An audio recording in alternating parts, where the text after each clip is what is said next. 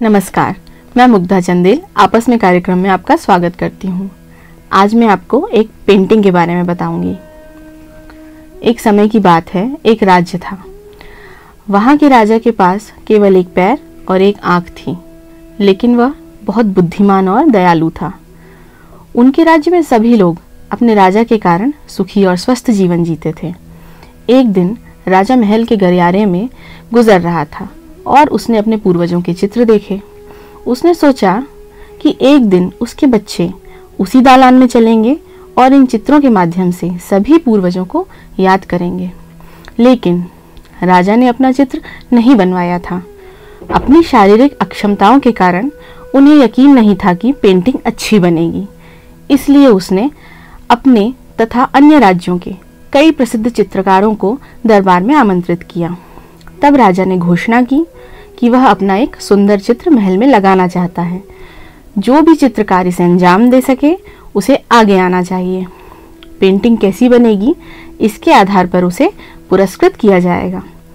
सभी चित्रकार सोचने लगे कि राजा के पास केवल एक पैर और एक आंख है, उसका चित्र बहुत सुंदर कैसे बनाया जा सकता है।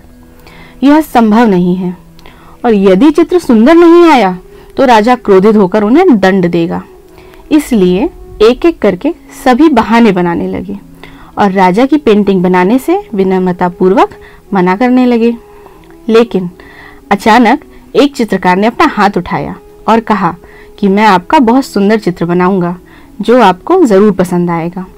यह सुनकर राजा प्रसन्न हुआ और अन्य चित्रकारों को भी जिज्ञासा हुई। राजा ने उसे अनुमति दे दी और चित्रकार ने चित्र बनाना शुरू कर दिया। फिर उसने चित्र को रंगों से भर दिया। आखिरकार काफी देर बाद उन्होंने कहा कि चित्र तैयार है।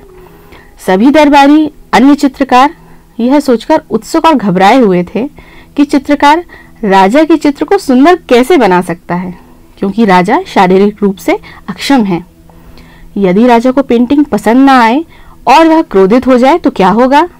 लेकिन जब चित्रकार ने चित्र प्रस्तुत किया तो राजा सहित दरबार के सभी लोग दंग रह गए। चित्रकार ने एक चित्र बनाया जिसमें राजा घोड़े पर बैठा हुआ था। उसका एक पैर घोड़े के ऊपर से दिखाई दे रहा था। राजा अपना धनुष थामे हुए था और अपनी एक आंख बंद करके तीर पर निशाना साध रहा था। राजा यह देखकर बहुत प्रसन्न हुआ कि चित्रकार ने चतुराई से राजा की विकलांगता को छुपाकर एक सुंदर चित्र बनाया है। राजा ने उसे बहुत बड़ा इनाम दिया। सभी चित्रकारों ने राजा की कमियों को ही देखा, उसकी खूबियों को नहीं देख पाए। अक्सर लोगों की यही आदत होती है। मैं कहती हूँ, दो तरह के लोग हैं, मक्खी और तितली जैसे। मक्खी हमेशा सड़ी हुई चीज़ों पर जाकर बैठती है और तितली फूलों पर। कुछ लोग हमेशा दूसरों की कमियां देखते हैं और कुछ लोग खूबियां।